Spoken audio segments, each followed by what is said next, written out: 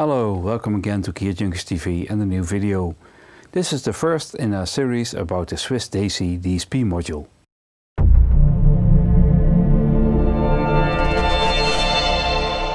I came across this interesting module by coincidence when I was reading about modern DSP chips for audio processing. ZebraSynth has made a module based on the Daisy DSP chip, which features high quality 96 kHz 24-bit audio processing. The module was named Z506 Swiss Daisy, with the Swiss part referring to a Swiss knife, as this module packs a number of functions. Today we will take a look at some of them and the general functionality of the module. But first, to stay informed about all our videos, you can subscribe to our channel. Just click the subscribe button below the video and you can hit the bell button to get notifications when there's something new there. The Z506 module has been around for a while, and I think it's special for a number of reasons. One, it has a very high quality sound, in this case set to 48 kHz 24-bit. Two, it does not try to pack as many functions as possible, but instead has a limited number of very useful functions. Three, it is easy to select an operation mode. Four, there's always a dual function and clever normaling of the I/O, which we will talk about in a minute. And 5, it is a compact design, available in MU format as a single width module and as a 10 HP Eurorack module. I got two modules of them, one in each format, but I will do the videos with the MU version as it is bigger and easier to see and operate before the camera. But the modules have the same controls and functions, so you can use this information for the Eurorack version as well. The module is capable of the following functions. 1. VCA, 2.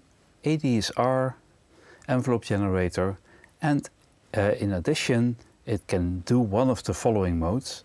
A voltage controlled oscillator with multiple waveforms and modes, voltage controlled filter, a voice, a 2-second digital delay with voltage controlled modulation, a digital reverb with 12 dB octave high pass filter, and a dual resonant 6 dB octave bandpass filter with variable resonance and wet dry mix. Then there's a plug mode, that's a plug string synth with subtle delay and reverb, and there's a voice and delay mode.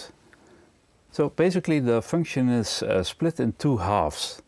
The left part, which can be selected from the 8 modes I just described, and the right part, which is an envelope generator with ADSR controls.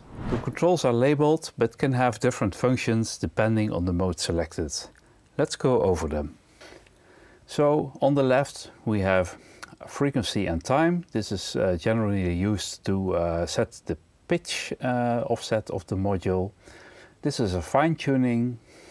Then there's a wave and level button and a modulation and frequency control. On the right we have the 4 knobs labeled ADSR, which stands for the envelope function of the module. When we look below, we can see a number of I/Os here. This is the volt per octave control input. There's an FM input. There's a gate input, which triggers the built-in ADSR, and there's a AR out and an ADSR out. So at the same time you have an ADSR envelope and an AR envelope, and they share one control, which is the release. So the release time of the AR out is also determined by the same knob that determines the ADSR release. Then there's VCA control. If you're not using the built-in ADSR, you can set a voltage here that triggers the VCA. Then there's a VCA in, which routes an external signal into the VCA separately from the built-in oscillator function.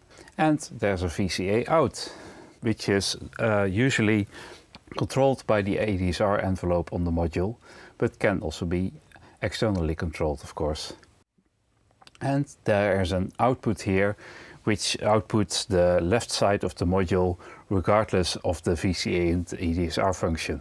There's a switch here, and with the switch it has three settings, upper, middle, lower, and in the lower setting you can choose the mode in which the Swiss Daisy DSP works.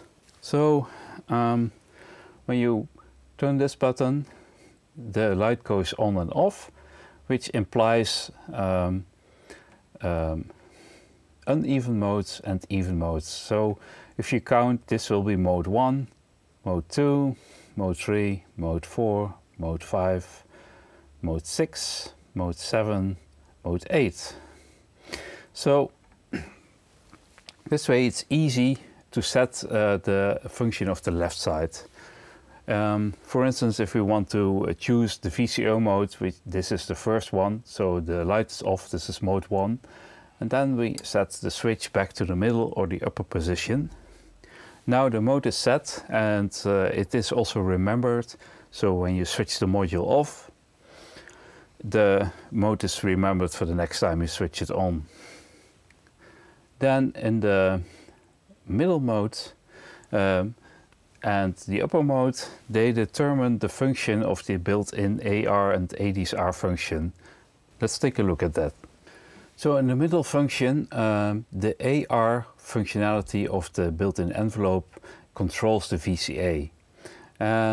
Unless you put a signal in here in the VCA control, and then the normalization gets disconnected, and then the external signal controls it. In the upper mode, it is always the ADSR function that controls the VCA.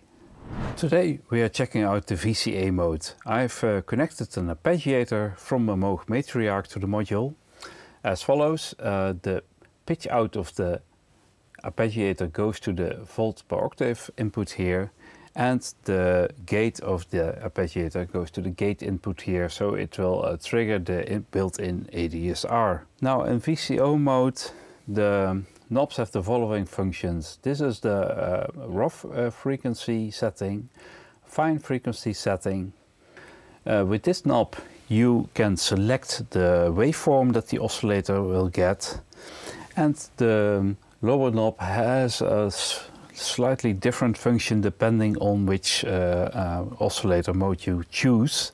So we'll come to that when I let you listen to the different waveforms that it can produce. I'll just start playing an arpeggiator on the Matriarch and we can listen to what it does. Now this is the sine wave, and when I go up with this knob we will change the mode. So sine wave and triangle,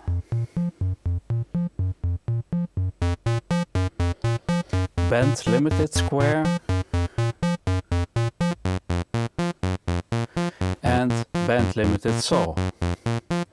Now these two modes are called band limited because they have a reduced aliasing for a more analog sound.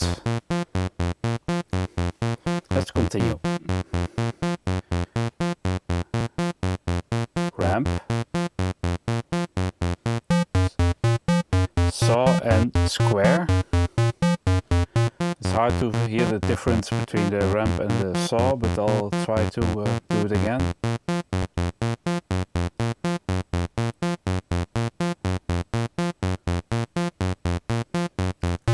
And square. Now the next 6 modes are called dual detuned band limited saw, and this is a mix of 2 oscillators which are slightly detuned, and depending on the mode you're in, the detuning becomes larger. So I'll just move slowly through them to let you hear the different sounds that it can make.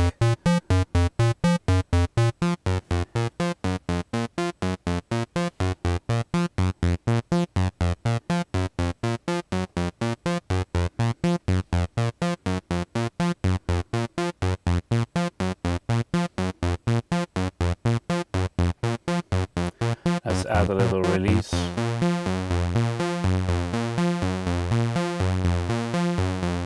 And we go over them again.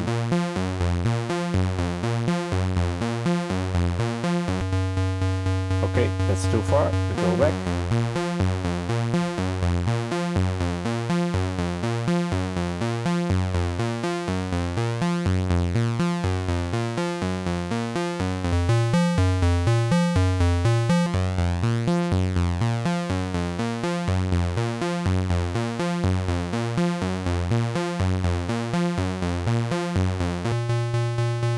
Okay, now we're at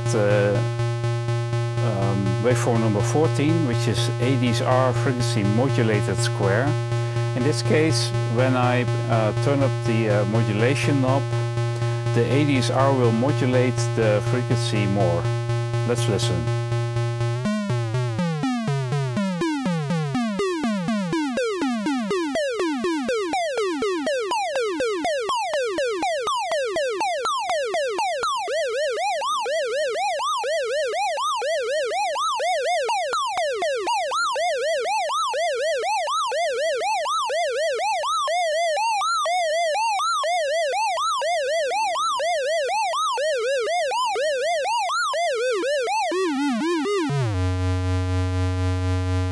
And then we have a synced ADSR frequency modulated square.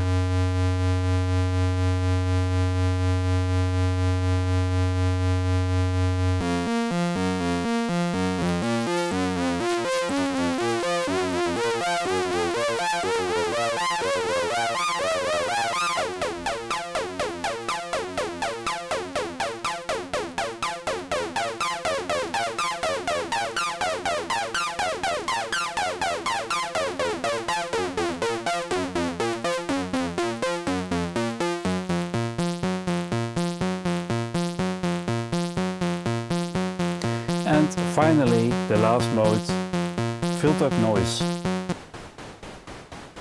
In this case, the modulation frequency knob controls a 6 dB low pass filter, and by moving this around we get different kinds of noise.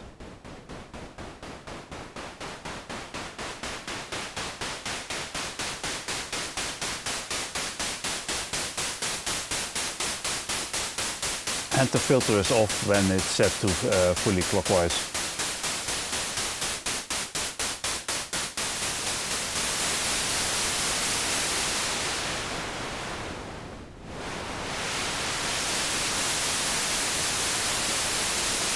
Of course, I can control it externally. If I would take, for instance, an external LFO, you can try this one and put it into the FM input.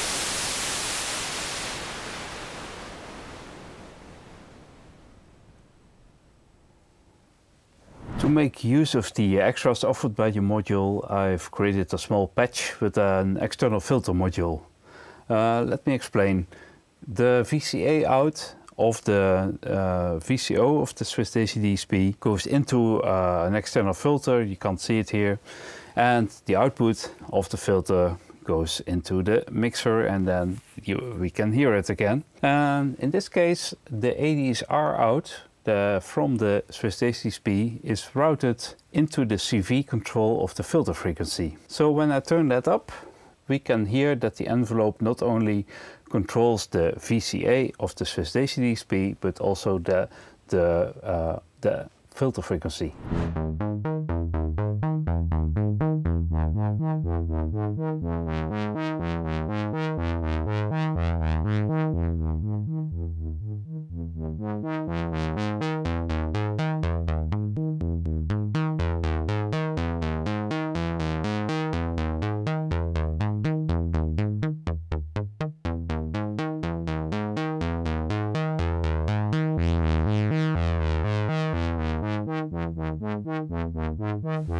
We can also switch it to AR out and see what happens.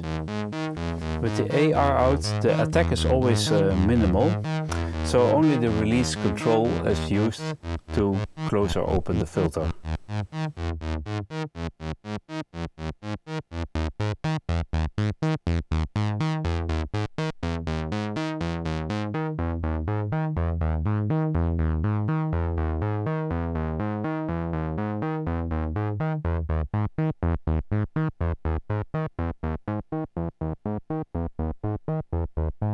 So as you can hear, the VCO mode makes this module a versatile oscillator with a high quality waveform output.